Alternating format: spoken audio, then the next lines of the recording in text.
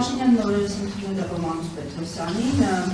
անդրադարձել են աշխատավարձերին, ցույց են տվել, որ իրենք ավելի լավ են կառավարում հիմնարկը, այդ պատճառով առաջացել են տնտեսումներ ու Պարգևավճարից հրաժարվելու նաև հետևանքով առաջացել են տնտեսումներ ու հիմա աշխատակիցները ստանում են պարգևավճարներ, ավելի ցածր պաշտոններում գտնվողները եւ նշել են, որ հետ ժամանակավոր կապարաշն ասել Հայաստանում միջին աշխատավարձը 320,000 դրամ է, հեցի 6,800 աշխատակիցների կեսը 3,400-ը վարձատրվել է 3,000 դրամից ցածր շեմով։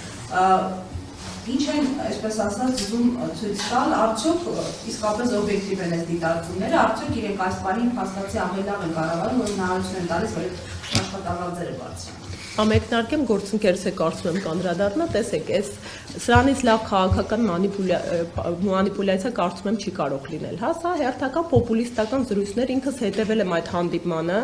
ինչ ահա երկրի գործադիր իշխանության ղեկավարը հանդիպում է հեցի ժամանակավոր պաշտոնակատարի, այն ժամանակավոր պաշտոնակատարին, որի վերաբերյալ միջազգային արբիտրաժային դատարանը, Ստոկհոլմյան դատարանը ապահովել է, հա, դիմումը Կարապետյանների ընտանիքի եւ ըստ էության հստակ արձանագրել է, որ հեցի հետ կապված ողջ իրավական գործընթացները պետք է դադարեցնեն, որովհետեւ այս ժամանակավոր պաշտոնակատարը իմ գնահատմամբ ակնհայտ հակասահմանադրական խնդրահարույց օրենքների հիման վրա է նշանակվել։ Մի փոքր նախապատմություն ու շարունակենք, ինչ տեղի ունեցավ։ Սամվել Կարապետյանը ապօրինաբար ազատազրկվեց, անմիջապես գործադիր իշխանության ղեկավար նույն օրը, հա, Facebook-յան հրահանգավորումներ էր իրականացնում, Facebook-յան գրառումներ էր կատարվում ու իր գրառումների հիման վրա տեղի ունեցավ Սամվել Կարապետյանի ձերբակալման ու կալանավորման գործընթացը, այնուհետև ազգային ժողովի բարձր ամբիոնից հայտարարվեց, որ մեկնարկում են հեցի ազգայնացման գործընթացը, ու ինչ կարևոր է, որ այս կազմակերպությունը պետական լինի։ Դրան անմիջապես հաջորդող մեկ շաբաթ անց ներկայացվում է երկու նախագիծ օրենքների էներգիայի մասին եւ հանրային ծառայությունների կարգավորող հանձնաժողովի մասին օրենքներում փոփոխություններ լրացումներ են կատարում այդ նախագծերի վերաբերյալ կառավարությունը ըստ էության բացասական եզրակացություն է տվել հաշվի չեն առնում այդ շուրջ 10-ի հասնող լրջագույն դիտողություններն ու առաջարկությունները արագացված կարգով 24-ժամյա ռեժիմով ընդունում են այս օրենքները որոնք կրկնում եմ ակնհայտ հակասահմանադրական են որովհետեւ բացի այն որ Սամվել Կարապետյանի անձնական անձեռնմխելիության իրավունքն է խախտվում ապօրինի անազատության մեջ հայտնում նաև սեփականության իրավունքն է մեր երկրում թիրախավորվում մեր սահմանադրությունը այո ունի սեփականության իրավունքի սահմանափակման երկու դեպքեր սա երկուսից որևէ մեկը չէր եւ այդ ընթացակարգի արդյունքում հիմնարար սեփականության տնտեսական իրավունքը ոտնահարելով օրենքները ընդունում են դրա հիման վրա արդեն սեփականատերերը դիմում են միջազգային արբիտրաժ, հայցի ապահովումը բավարարվում է, ասում են, որ դուք այսպիսի ձևաչափով իրավունք չունեք գործընթացը շարունակել Հայաստանի Հանրապետություն։ Ինչ է անում մեր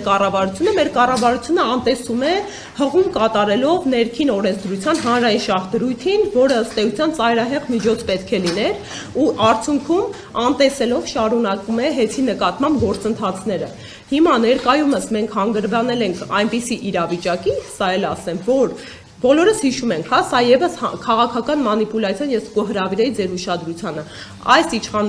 իշխանությունը եւ կոնկրետ պաշտոնատար անձը, որը հիմնավորում էր, թե ինչքան կարեւոր է, որ հեծը ազգային լինի, հիմա իրանք տարբեր ամբիոններից ու հարթակներից քննարկում են հեծի այլ սեփականատեր գտնելու, մասնավոր գտնելու հարցը։ Այսինքն ունենք իրավիճակ, որ կոնկրետ իրենց հակասում են իրենց հայտարարություններում եւ գործընթացներում։ Երկրորդ հանդիպումը տեսանյութը, որտեղ վարչապետը եւ հեծի ժամանակավոր կառավարիչը հանդիպում են։ Սա հերթական հակաիրավական process-ներ, բացի այդ տնտեսական հաշվարկներին անդրադառնալուց, որովհետեւ օբյեկտիվորեն հնարավոր չի, հա, այս մի քանի ամսում ընդհանրապես երբ է նշանակվել ժամանակավոր պաշտոնակատարը, շուրջ 5 ամիս է անցել, օբյեկտիվորեն հնարավոր չէր այդքան արդյունավետ կառավարում ապահովել։ Բնականաբար այդ մարդը եկել է ու արդեն ներդրված համակարգ հետևանքների հիման վրա շարունակել է կառավարումը, անգամ 1-2 ամիս անհրաժեշտ է ցանկացած նման մասշտաբի կազմակերպություն մտնելուց ընդհանրապես կարողանալ ծանոթանալ ենթակառուցվածքներին ու կառավարման համակարգին, ել չասեմ աշխատակիցներին, հա, որովհետև հեծումի տարբերություն այլ կազմակերպությունների հազարավոր աշխատակիցներ կան ամբողջ համապետական մակարդակով, որովհետև ենթակառուցվածքներ ունեցող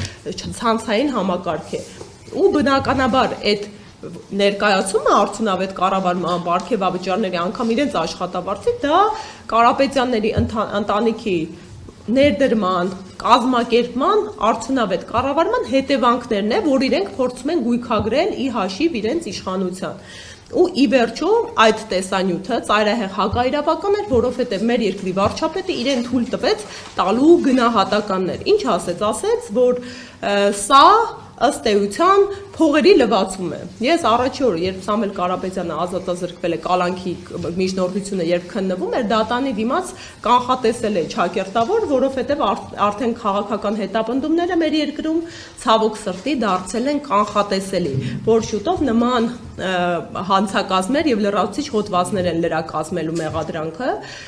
եւ երբ վարչապետը տեսախցիկների առջեւ ասում գնահատական է տալիս որևէ գործընթացի կամ արարքի, նա դրանով ուղղակիորեն ուղղորդում է իրավապահ մարմիններին։ Սա նորմալ իրավական պետությունում ունենար իրավական հետևանքներ եւ ծայրահեղ անթույլատրելի է։